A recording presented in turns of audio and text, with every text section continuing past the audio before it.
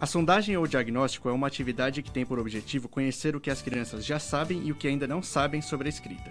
Assim, o professor pode planejar as atividades de leitura e escrita que vai realizar com sua turma para que elas sejam de acordo com as necessidades de aprendizagem dos alunos.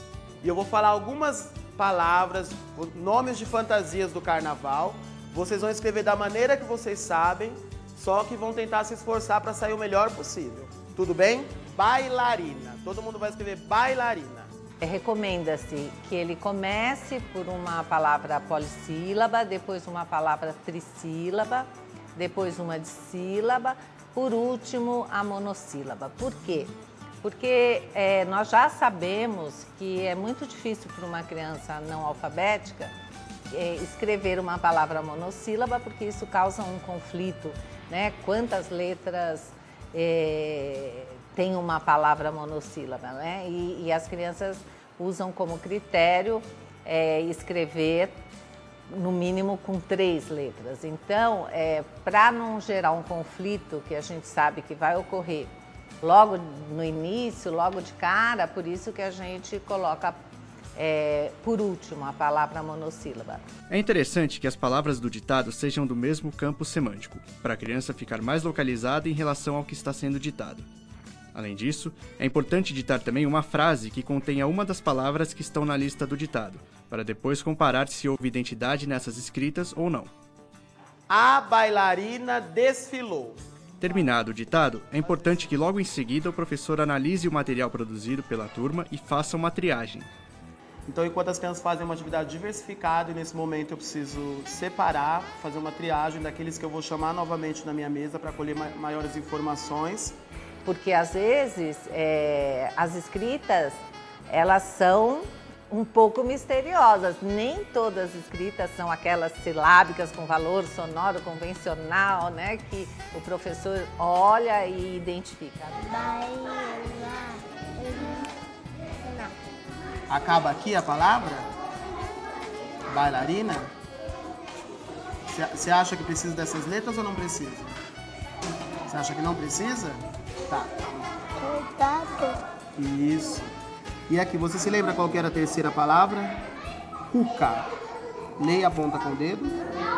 Cuca. Muito bem. Ó, rei. Com que letra você acha que começa? Então pode colocar.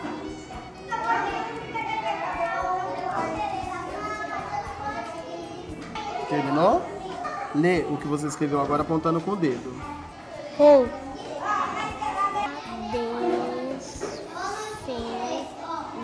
Muito bem. Algumas crianças podem estar em fase de transição de hipóteses. Esse momento pode ser indicado na grafia, mas é importante fazer a leitura juntamente com o aluno para entender como a criança está pensando. Vamos fazer a leitura delas. Você se lembra qual é a primeira? Qual que era a primeira? Bailarina? Então você vai ler e apontar o dedo aonde você está lendo, tá?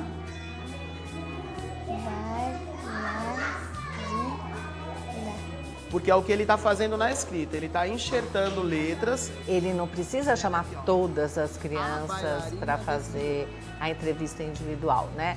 Crianças que já apresentam escritas alfabéticas, né? Não precisam ser chamadas. Aqui no soldado e Cuca, nas duas ela utilizou a letra C, mas elas sabem então que o C tem esse som de S em alguns momentos e que às vezes não. Isso já é um ganho, já é uma informação que ela me apresenta. Eu preciso trabalhar questões de ortografia com ela. O registro criterioso dessas sondagens bimestrais é importante para que a instituição e os pais possam acompanhar a evolução das crianças.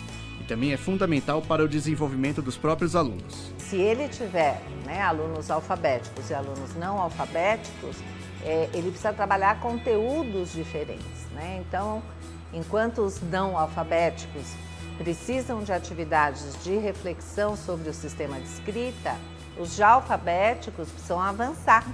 Para além disso, precisam aprender ortografia, precisam aprender a segmentação, né, correta das palavras, tanto para pensar em atividades, né, nos conteúdos das atividades de leitura e escrita, quanto também para pensar em critérios de agrupamento.